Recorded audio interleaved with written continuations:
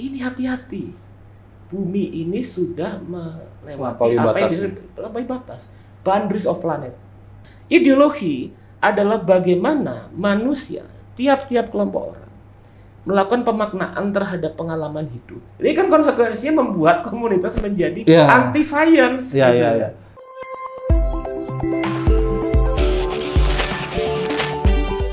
Open Table, kita hari ini sama narsum istimewa nih, Mas Angga Airlangga Pribadi.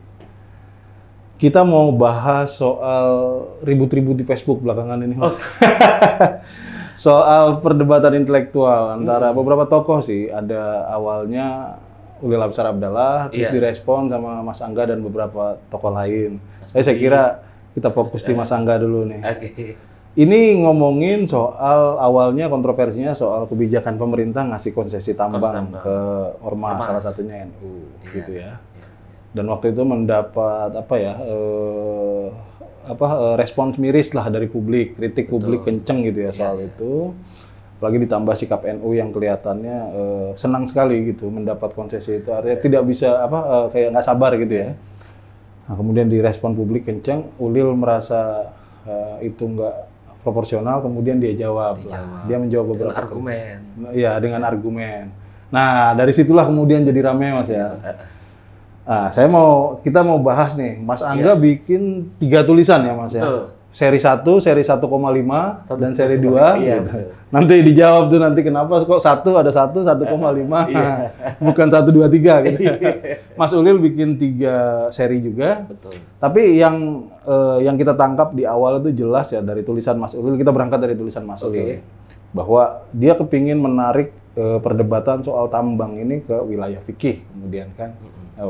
Kebanyakan wilayah fikih. Kemudian dia menerangkan bahkan bilang bahwa jangan salah sangka dulu nih fikih banyak orang yang nggak ngerti nih. Disangkanya fikih itu cuma soal melarang-larang halal haram gitu, padahal lebih luas dari itu. Tapi Mas Angga sendiri ngelihat kalau Ulil kan kemudian dengan menerangkan begitu ingin menunjukkan bahwa tambang itu tidak haram. Bahan tambang itu tidak haram pada dirinya sendiri gitu ya. Itu menjadi haram, kemudian ada penyebab-penyebab lain atau dia halal karena ada manfaatnya dan lain sebagainya. Kalau Mas Angga ngelihat itu gimana? Bahwa itu perdebatan itu difigurasi, dibingkai dalam cara pandang fikih. Ya kalau pertama saya lihat, kalau dilihat dari cara pandang fikih, saya sendiri tidak menolak. Karena memang fikih sendiri itu juga memiliki tuntutan untuk bisa menjawab persoalan-persoalan dan problem sosial. Ya kan. Tapi kemudian yang saya uraikan misalnya dalam tulisan jawaban saya yang volume 1,5 itu saya kenapa saya berikan volume 1,5 karena di situ khusus saya melihat bagaimana fikih sosial menjawab problem tambang yang dalam uraian saya itu temuannya kontras dengan pandangannya Mas Ulil gitu. Nah di situ kemudian saya uraikan. Nah misalnya kalau kita mengurai terkait dengan fikih sosial yang misalnya pertama kali diutarakan atau salah satunya lah pelopornya di Indonesia salah satunya diutarakan oleh Kiai Ahmad Sahal yang merupakan gurunya Mas Ulil gitu kan. Nah Kiai Ahmad Sahal itu kan menjelaskan untuk bisa menjawab persoalan-persoalan sosial fikih harus melakukan intervensi gitu. Di mana kemudian fikih berdialog dengan ilmu-ilmu sosial sebagai satu metode untuk menjawab, untuk menentukan terkait dengan status hukum Islam dari suatu perkara, gitu kan. Nah, di situ kemudian saya melihat banyak sekali persoalan-persoalan yang kemudian diignorasi oleh Mas Ulil. Contoh misalnya dari hal yang paling fundamental, itu bisa kita lihat yang disebut maqasid syariah, ya kan, atau tujuan dari syariah itu hifz nafs, hifz din, hifzu nafal itu turunan, hifz akal itu kan, nalar gitu. Dan juga kemudian terkait dengan hifz mal, yaitu adalah terkait dengan harta, ya kan. Nah di situ hifz sebagai tujuan syariah itu maknanya apa? Melihara. Nah saya tanyakan, apa yang kemudian dipelihara dalam proses penambangan yang kalau kita hubungkan dengan realitas ekonomi politik, realitas sains, realitas sosial gitu. Ternyata kemudian secara saintifik membuktikan bahwa semakin lama proses akumulasi pertambangan itu dilakukan, justru akan berakibat pada kerusakan bumi. Ya. Jadi dari fondasi utama, tujuan dari syariat sendiri itu sudah gugur, tidak memenuhi syarat. Terus kemudian ini saya bawa buku langsung Ibnu Ashur ya, ini banyak dikutip sama Maqasid Syariah. Ini semua kalangan ulama yang menekankan tentang maslahah mursalah. Itu kemudian tidak pernah bisa meninggalkan buku ini. Ya. Termasuk juga kalau kita melihat trace tulisan-tulisan Mas Ulil sebelumnya, selalu menekankan ini menjadi salah satu buku babon, gitu kan. Ya, pionirnya lah ya. Pionir. Di situ juga dijelaskan itu di bab 12 tentang the general objective of Islamic legislation. Jadi tujuan utama dari legislasi Islam syariah. Di bab itu, lembar demi lembar itu kemudian berbicara tentang ayat-ayat Al-Qur'an yang terkait dengan persoalan pertama kepemimpinan. Ya. Itu terkait misalnya tentang bagaimana Quran menjelaskan Nabi Musa berpesan kepada Nabi Harun gitu kan.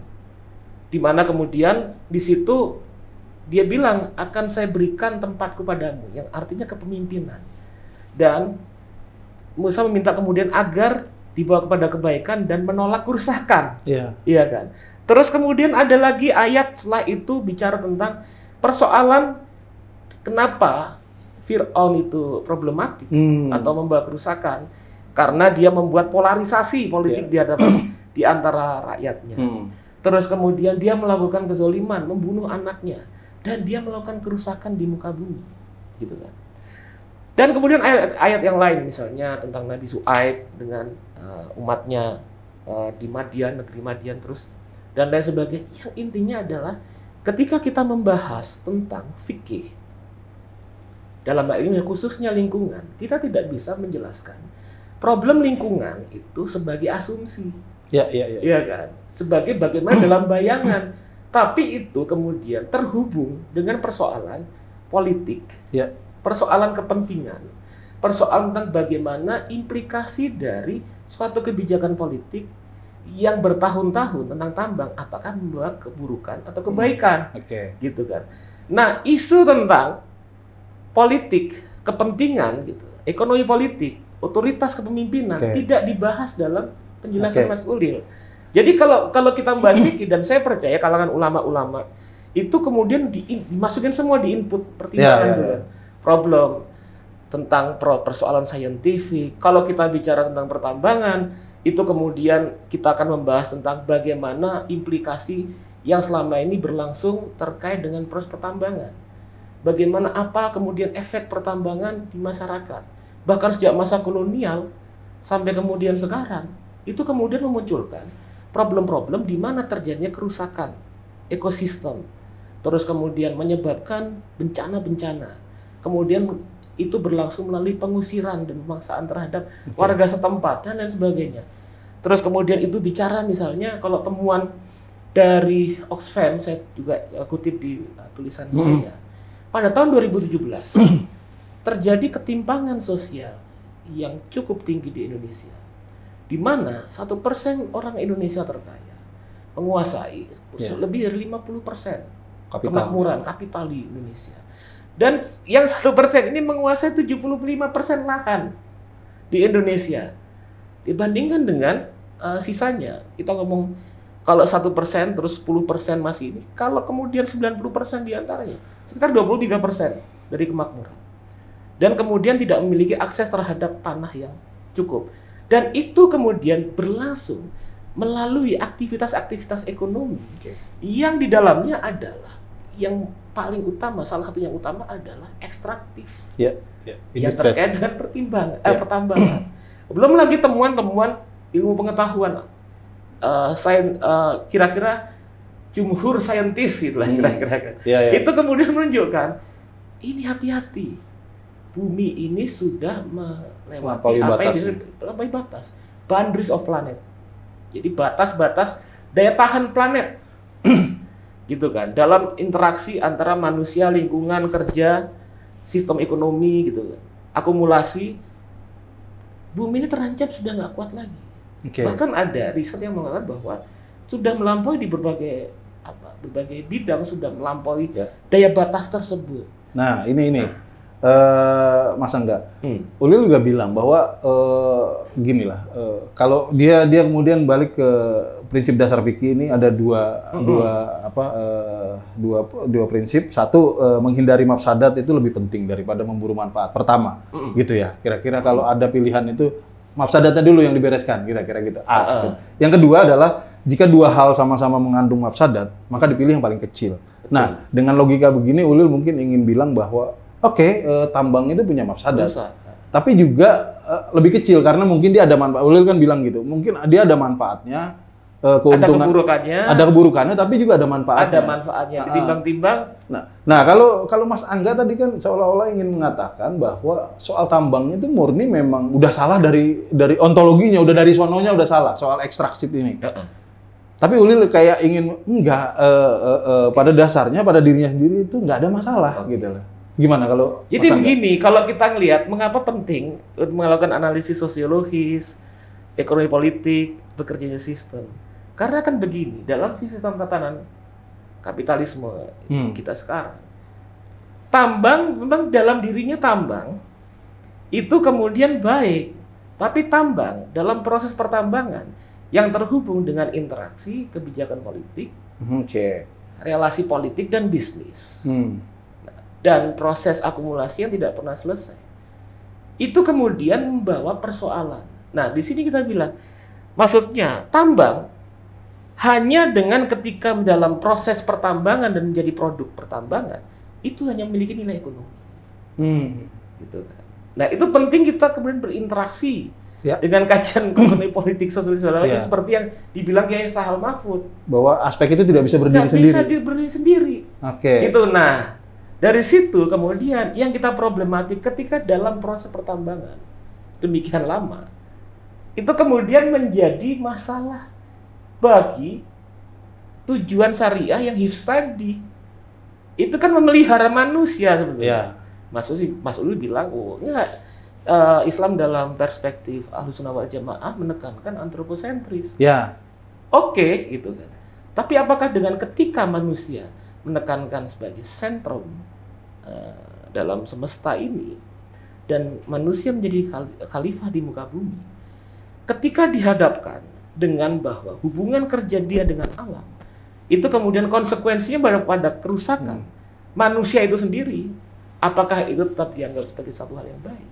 Nah, ini Mas Ulil juga bilang kan bahwa ini nih kita ditakut-takuti sama aktivis lingkungan. Kira-kira begitulah ya. Tentu saja redaksinya tidak persis sama, tapi kira-kira ini kayak Mas Angga tadi, kalau udah ngomong tambang, ngomong industri ekstraktif, ini melulu buruk gitu. Ini ideologis kalau kata Mas Ulil. Padahal ada perdebatan di dalamnya, ada cara pandang yang berbeda yang bisa ngelihat nggak melulu menakutkan loh, gitu. Ada manfaatnya loh, gitu. Mas, gimana ngelihat pendapat Mas Ulil tadi menganggap bahwa pernyataan kayak begini-begini itu dianggap menakut-nakuti, bahwa climate change itu ibarat ada mazhab-mazhabnya, nggak semuanya cara berpikirnya sama gitu loh. Iya begini, kalau kita bicara tentang ilmu pengetahuan dan kita bicara tentang metode saintifik dalam riset ilmu pengetahuan itu kalau melakukan riset, kemudian mau kita suka atau tidak hasilnya, itulah kenyataan.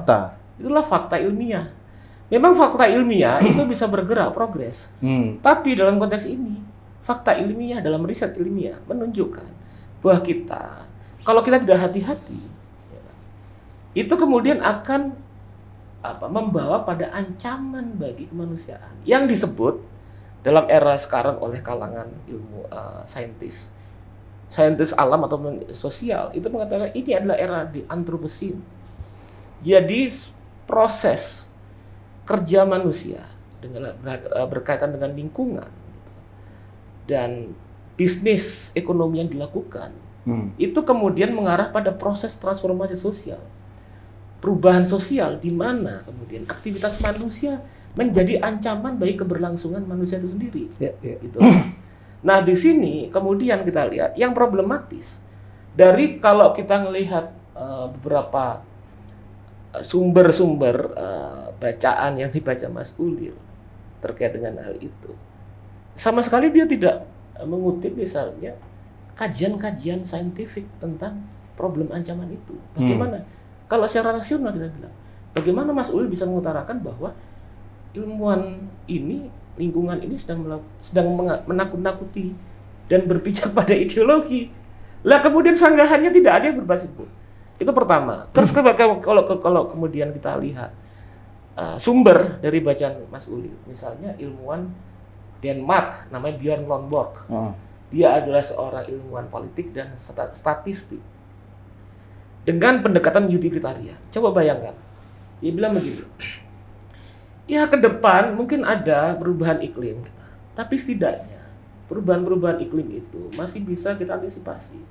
Ya paling nggak 6% lah populasi manusia menjadi korban. Ya kan? Yang 94% selamat. Kita masih bisa adaptasi gitu. Itu kan utilitarian. Kalau kita ke belakang, itu logika pembangunan Soeharto. Betul. Iya kan? Ya. Rakyat jadi tumbal ya, tapi banyak yang senang kayak gitu kan. Ya, apa istilahnya? Ya korban yang tidak mau. Mau tidak mau harus ini gitu loh. Yang itu kemudian diberikan perumpamaan oleh Mas Ulil. Collateral damage gitu lah. Collateral damage. Umpamanya ya ada mobil mau nabrak jurang, gitu kan.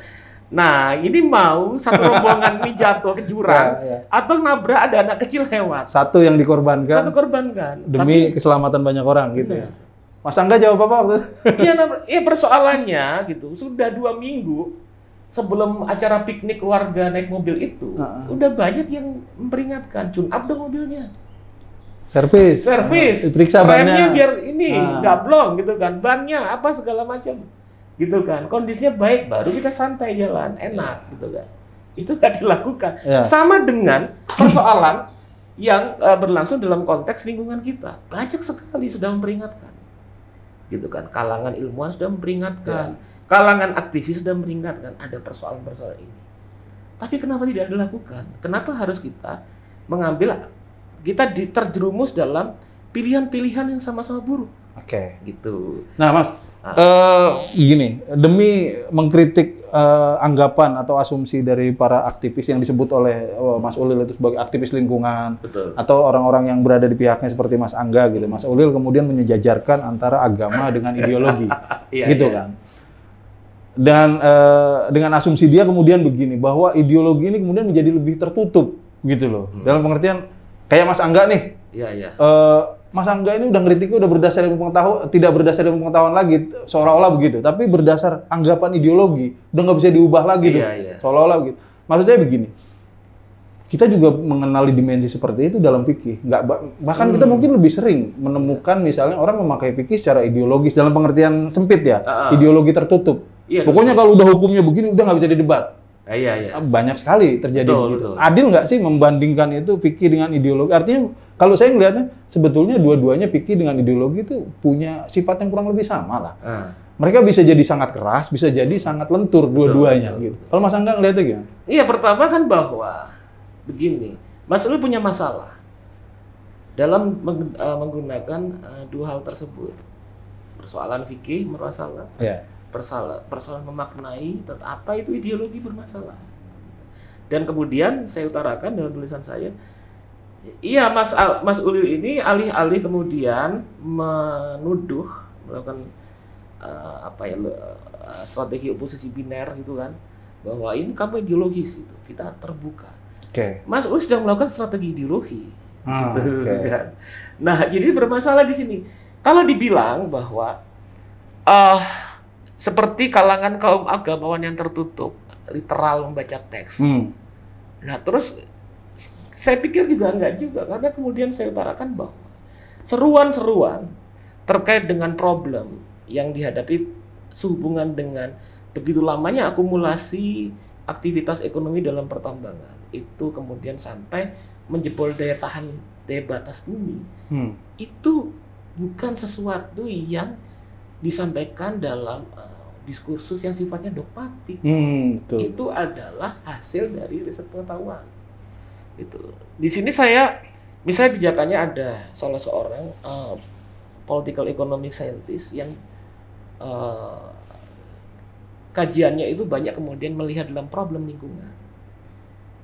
Itu kemudian menulis tentang isu apa yang disebut sebagai metabolism rift atau keretakan metabolisme. Keretakan metabolisme itu dihubungkan dalam kombinasi analisis hasil saintifik ilmu lingkungan dengan realitas bekerjanya ekonomi politik manusia. Dia bilang gini, ada yang disebut sebagai nature metabolism. Nature metabolism itu muncul dalam proses interaksi metabolisme alam gitu, yang berlangsung. Misalnya kemudian tumbuh-tumbuhan itu kan menyerap CO2 gitu kan, mengeluarkan O2, hidup sama kita segala macam, itu natural gitu kan. Terus ada kemudian bagaimana terkait dengan social metabolism, sehubungan dengan bagaimana interaksi manusia dengan alam melalui proses kerja gitu kan, yang kemudian mempengaruhi kemudian semesta ini.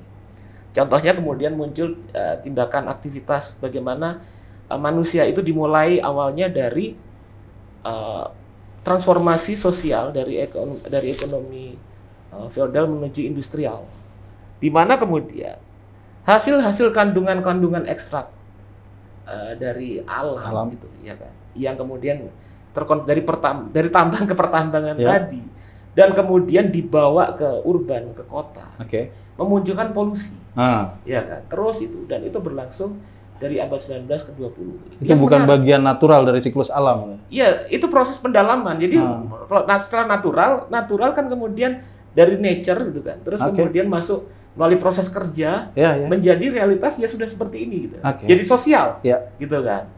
Nah, kemudian proses akumulasi yang begitu lama sejak dunia itu masuk ke dalam era industri dan menggunakan aktivitas pertambangan itu sebagai bagian fundamen ekonomi dunia. Terus kemudian terus bergerak tanpa kemudian ada break. Kemudian memunculkan namanya metabolism rift tadi. Metabolical rift gitu. Keretakan metabolisme. Nah, di sini keretakan apa yang menyebabkan keretakan? Gitu kan. Keretakan itu kemudian muncul karena proses-proses yang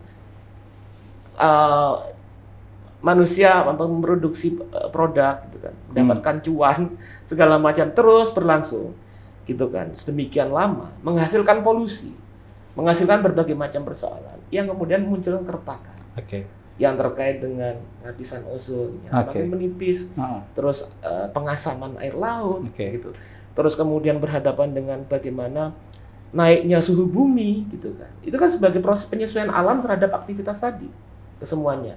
Terus melelehnya es di kutub, di Greenland segala macam. Nah, dari sini kemudian ternyata interaksi antara perjalanan ekonomi politik dengan kemudian hasil-hasil saintifik itu bertemu, memunculkan keretakan tadi. Nah, ini yang kemudian menjadi isu utama yang kemudian harus diadres. Ya, hal-hal seperti itu yang sama sekali tidak pernah dibahas dalam tulisan Mas Ulil.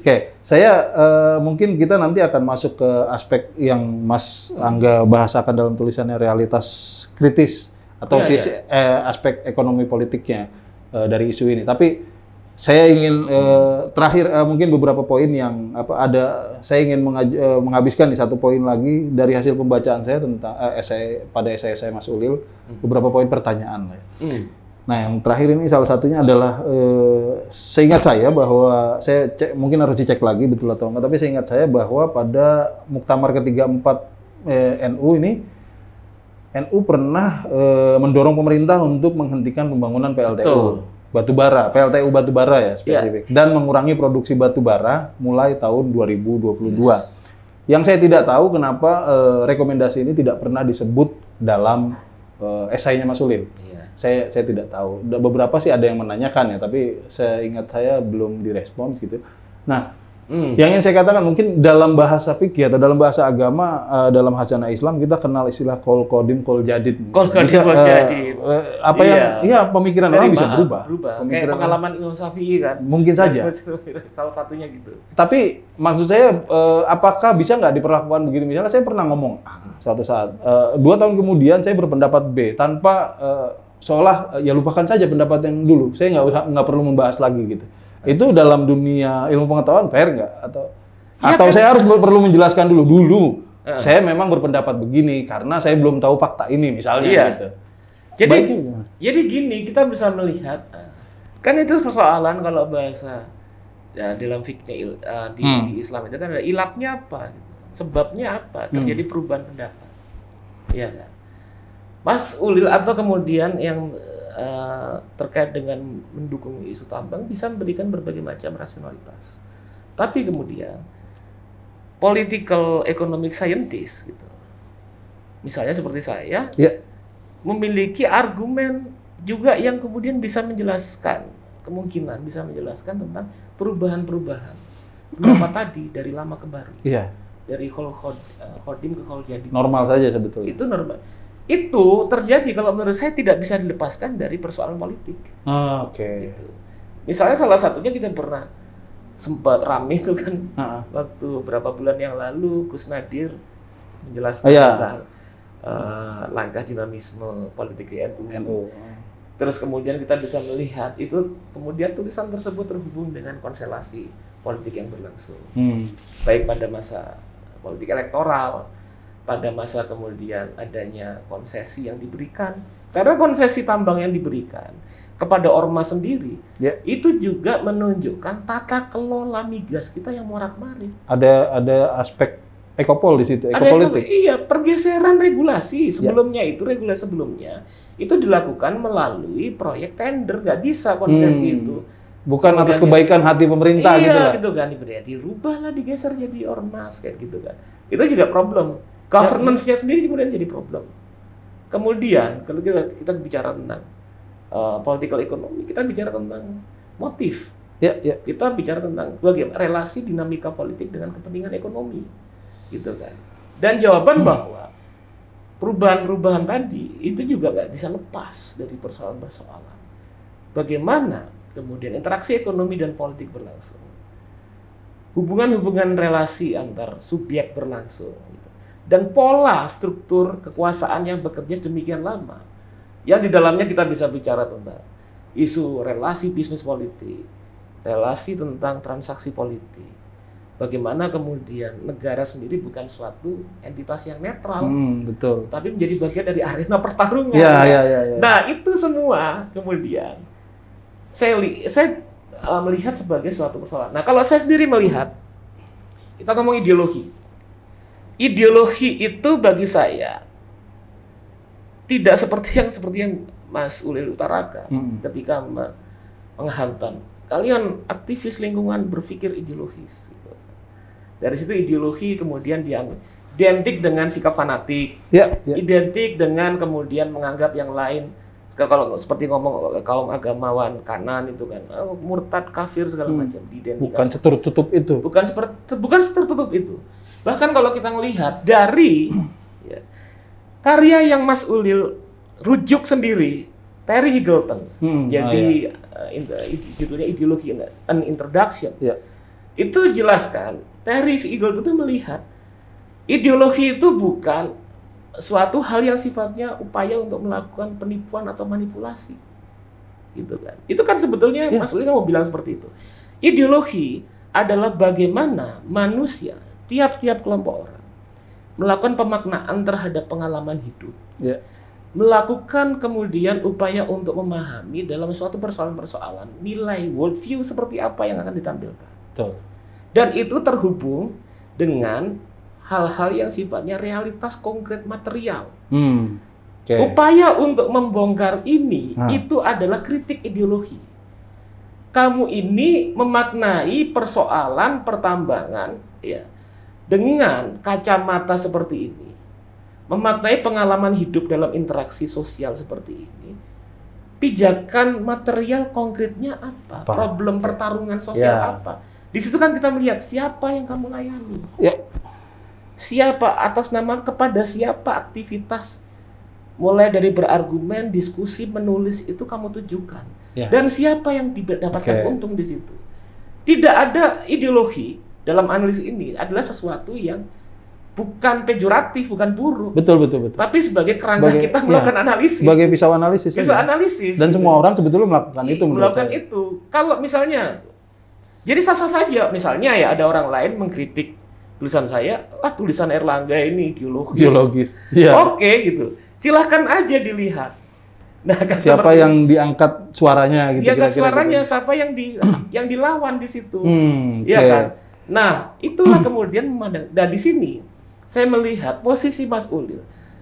Saya berangkat dari pemahaman menulis posisi Mas Ulil bukan sebagai pejoratif. Saya memahami tulisan Mas Ulil adalah tulisan ideologis. Mari kita bongkar. Kan begitu kan? Ya. Pertanyaan-pertanyaan apa yang kemudian tidak ditampilkan dalam tulisan Mas Ulil? Gitu. Mengapa ya. dalam penjelasan fikih yang salah satu rujukannya adalah bukunya Ibnu Ashur, yang beliau itu mengutarakan misalnya dalam memahami fikih, maka kemudian tujuan utama dari syariat Islam itu kemudian terhubung dengan ayat-ayat Allah yang bicara tentang kepemimpinan, yang bicara tentang bagaimana otoritas itu membawa kebaikan atau keburukan, bagaimana pertarungan sosial berlangsung antara Musa dan aliansinya dengan Fir'aun. Semua itu bicara memberikan inspirasi kita bahwa medan ekonomi politiknya itu harus diletakkan, ya kan? Ya. Dalam melihat teks. Ya. Ada rujukan realitasnya. Ada rujukannya, gitu kan. Apalagi di buku ini dia bilang terkait dengan maslahah dan mafsadat. Itu dijelaskan. Maslahat itu ada dua hal. Publik, gitu ya, sifatnya publik. Ada yang sifatnya private. Sifatnya publik adalah ketika kita menilai dalam maslahat ini, kemudian suatu aktivitas kemudian tidak merugikan 5 hal yang tadi, gitu kan, merawat segala macam. Terus dia bilang, contoh, nah ini ilustrasinya. Contoh, bagaimana kemudian fikih Islam itu melakukan penilaian bagaimana memelihara harta di hadapan dengan persoalan banjir besar, ya kan?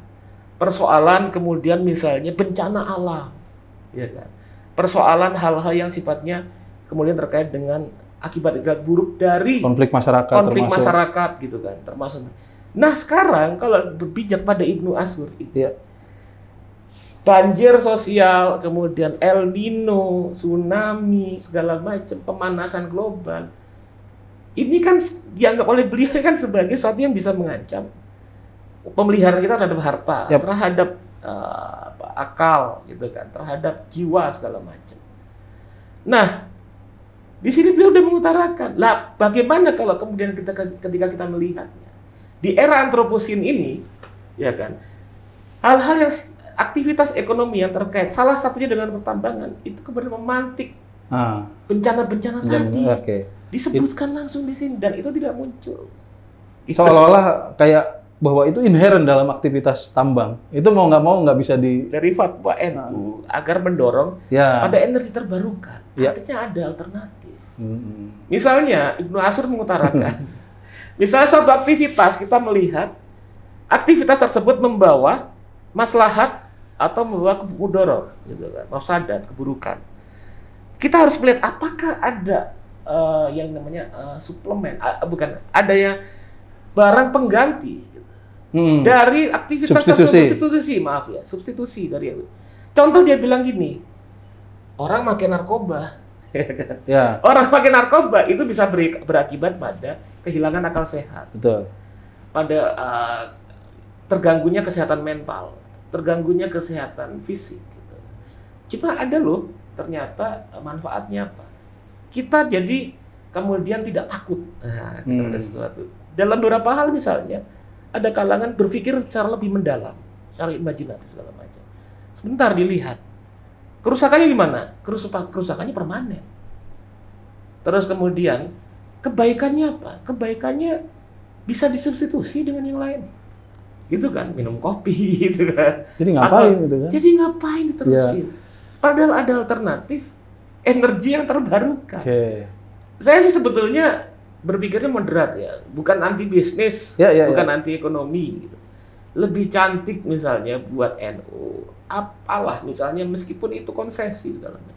Mintanya itu oke, libatkan kami gitu sebagai ormas untuk berinteraksi, untuk melakukan negosiasi, melakukan kolaborasi dengan sektor yang bekerja di energi terbarukan. Bayangkan NU tuh punya basis yang sangat kuat dari mana? Dari PB sampai ranting segala macam kan. Tersebar di wilayah seluruh Indonesia, di wilayah tertinggal. Panggil misalnya ilmuwan. Gitu. Bagaimana kita duduk bersama, masuk untuk riset energi terbarukan, kita daya gunakan. Profitnya masuk energi, ya nggak apa-apa. Ya wajar. Wajar aja. Itu kan investasi. Investasi. Investasi gitu. Sosial kan memang. Buat apa kita kemudian masuk terus terjerumus dalam? Nah, Mas, tadi Mas Angga sempat ngomong soal soal masing-masing argumen itu, misalnya Ulil ngomong begini itu dia siapa yang diuntungkan, siapa yang diangkat suaranya. Mas Angga juga begitu. Iya. Siapa yang diwakili, Nah, ini yang kemudian jadi pertanyaan saya sebetulnya membaca 3 atau 4 yang termasuk yang di Kompas, esai Mas Ulil tentang isu ini. Yang saya tangkap di media sosial, kritik publik ya.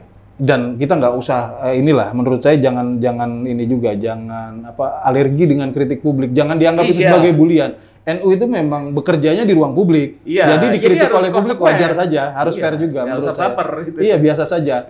Nah, publik ya tentu saja mungkin ada orang-orang yang seperti yang dibilang Mas Ulil itu yang menajiskan batu bara misalnya, mungkin ada. Tapi yang saya tangkap kebanyakan orang mengkritiknya itu dalam wilayah ekonomi politik. Misalnya, kenapa ini dikasih?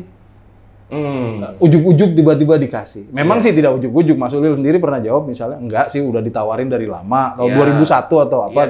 Jadi nggak ada urusannya dengan konteks Pilpres, misalnya begitu. Tapi kan, ya itu tadi yang Mas bilang, bahwa ada tata kelola yang berubah. Kenapa harus berubah? Kenapa NU yang dapat misalnya, dalam kapasitas apa, etis atau tidak, gitu. Apalagi mereka pernah mengeluarkan rekomendasi yang kelihatannya ini agak berseberangan sama ini gitu loh. Nah, ini yang sama sekali tidak dibahas oleh Mas Ulil. Langsung ditarik ke soalan fikihnya, halal haramnya. Sementara menurut saya yang mayoritas publik itu setidaknya yang di internet lah, kritik mereka bukan itu. Kritik mereka soal ngapain dikasih sama gitu loh. Ada urusan ekonomi politik apa sama pemerintah, kira-kira begitu. Kalau misalnya di undang-undang kekayaan negara dikelola untuk kesejahteraan masyarakat gitu loh. Lah, itu kan jadi pertanyaan lagi, dikasih ke satu ormas gitu. Bagaimana itu kemudian dianggap mewakili masyarakat secara keseluruhan misalnya. Kalau negara kan jelas. Dia punya mandat dari Sabang sampai Merauke sekian ratus juta orang, memang dia semua yang yang kalau NU kan tidak bisa berpretensi begitu. Nah, Mas Angga sendiri lihat bagaimana? Asumsi saya tadi bahwa justru persoalan utamanya tidak dijawab. Soal ekonomi politik, soal pertanyaan etis. Kenapa NU dikasih? Kenapa tata kelolanya tiba-tiba berubah? Itu sama sekali tidak dijawab. Kenapa kira-kira? Kenapa seperti itu? Iya, karena menghindari persoalan-persoalan yang membuat begitu complicatednya legitimasi terhadap terhadap kemanfaatan pertambangan. Jadi memang itu yang saya jelaskan tadi kan, bahwa untuk melakukan kritik ideologi terhadap satu teks, maka kita harus jeli melihat apa yang disembunyikan, yang tidak dibahas, yang tidak ditaruh di atas meja. Terus bagaimana Mas Ulil kemudian menempatkan, atau teks lah ya, saya nggak ngomong personnya Mas, tapi teksnya Mas Ulil misalnya, kemudian melihat bagaimana kemudian dia menempatkan posisi yang berbeda, ya kan? Nah, di situ kita bisa melihat yang disebut sebagai oleh Terry Eagleton sebagai strategi ideologi, berideologi. Ketika Mas Ulil kemudian menyandingkan kaum aktivis lingkungan gitu, dengan kaum dalam tanda petik fundis gitu kan, fundamentalis kayak gitu kan, radikal dengan bahasa-bahasa. Kaum lingkungan nih ngelihat yang lain sama kayak orang-orang kanan, lihat yang lain sebagai kaum kafir. Orang yang itu strategi ideologi. Untuk kemudian menempatkan mereka yang lain gitu kan. Pembaca dari teks Mas Ulil melihat kaum aktivis lingkungan seperti halnya mereka melihat kaum-kaum Islam kanan atau kaum agama radikal atau takfiri gitu ya. Takfiri. Ya jelas beda dong. Gitu kan. Ini kaum-kaum environmental ini kemudian Itu pijakannya adalah pijakan saintifik. Ya, ya, ya. Salah satunya. Dan ini jumhur saintis gitu kan. Sebagaimana misalnya kita meminum racun itu ya nggak boleh karena yang pasti mati gitu, iya, atau merusak gitu. Iya. Itu bukan karena menakut-nakuti atau bukan karena dogmatis atau kau fanatik gitu. Iya, iya, iya. Ya. Jangan minum racun ini. Wah, kau fundamentalis kan. Kan iya. Nah, sikap kayak gitu itu kan akhirnya kemudian ini konsekuensinya gitu kan. Yang kemudian membuat mereka ini persis seperti yang diutarakan oleh Mas Ulil sebagai apa itu dia bilang cancel culture. Oke. Dia kan di aktivis lingkungan ini menempatkan yang lain yang berbeda dengan mereka di cancel keberadaannya, nggak diundang. Bayangkan efek dari strategi ideologis yang dilakukan oleh Mas Ulil kepada kalangan aktivis lingkungan membuat mereka lah yang mengalami cancel culture. Ya, setidaknya di komunitas misalnya kalau bilang kalangan NU. Nanti dikafir-kafirin lu kalau sama aktivis lingkungan. Iya, nggak usah lah diajak lah perdebatan Basul Masail kayak gitu misalnya kan. Diskusi nggak usah lah diajak kaum fanatik misalnya kan kayak gitu. Nah, sementara mereka berbasis scientific. Ini kan konsekuensinya membuat komunitas menjadi anti science. Iya. Atau saya malah teringat kalau sampai ke sini poinnya saya malah teringat soal ada istilah alternative truth gitu misalnya.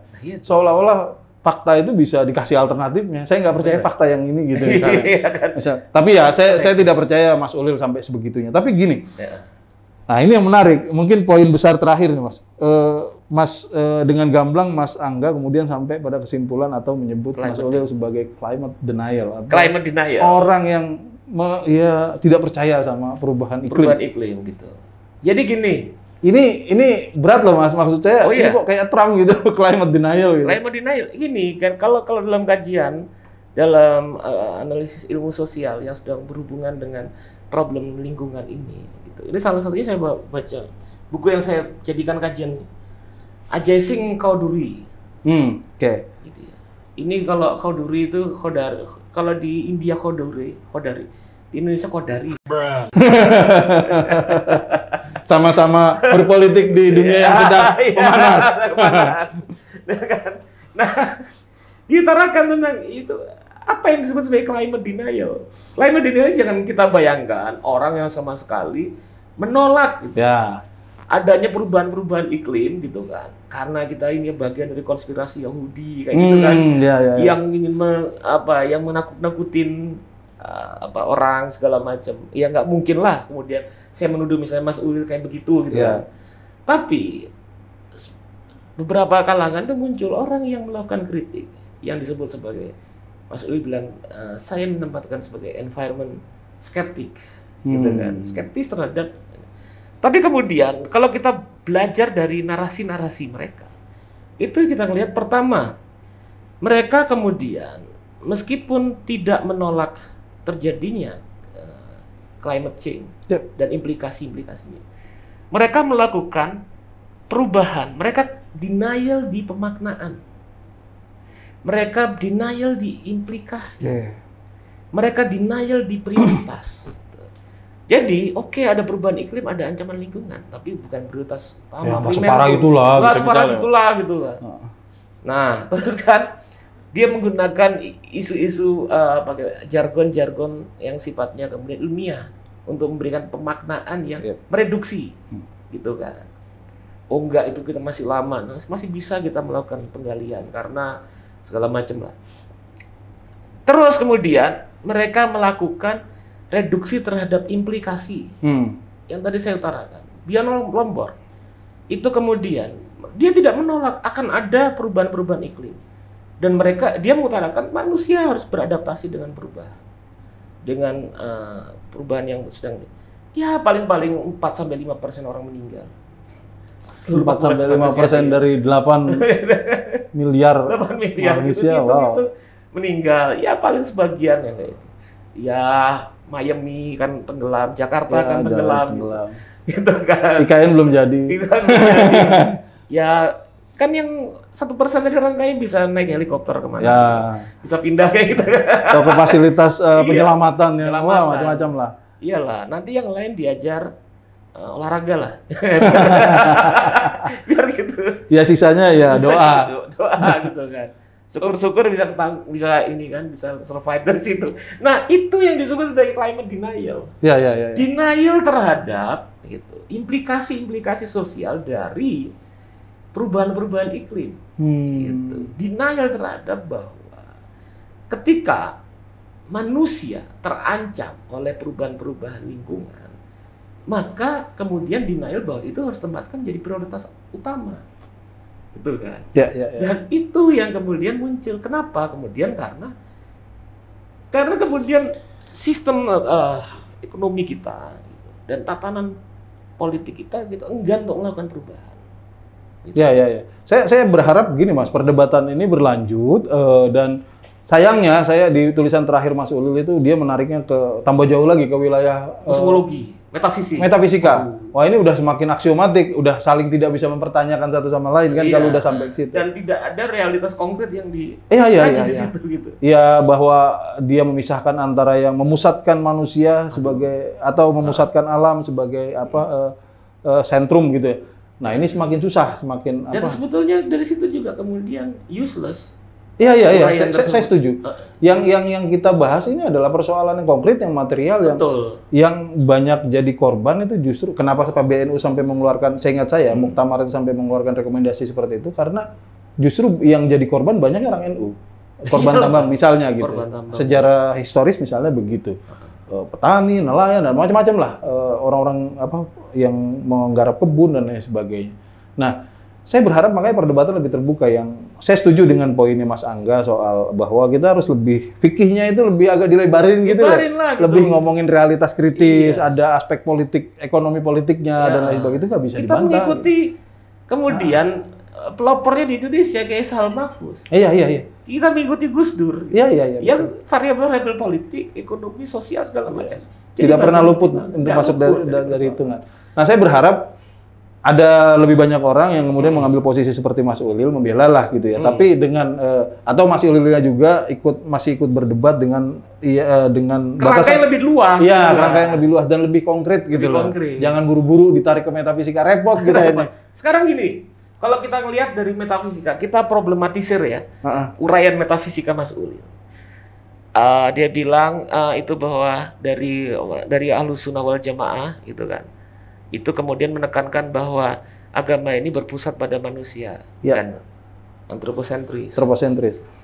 Berbeda dengan uraiannya Mas Budi Munawar Rahman yang melihat secara deep ekologi gitu, kosmosentris.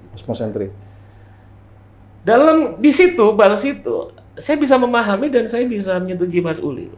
Karena misalnya kalau Cak Nur misalnya, begitu waktu beliau masih hidup, itu kan menjelaskan tentang bagaimana humanisme Eropa itu kan muncul. Terus salah satu yang dia kutip itu menurut salah seorang tokoh dari Italia namanya Giovanni Pica Mirandola. Saya belajar dari kalangan-kalangan Arab gitu kan, humanisme, ya kan.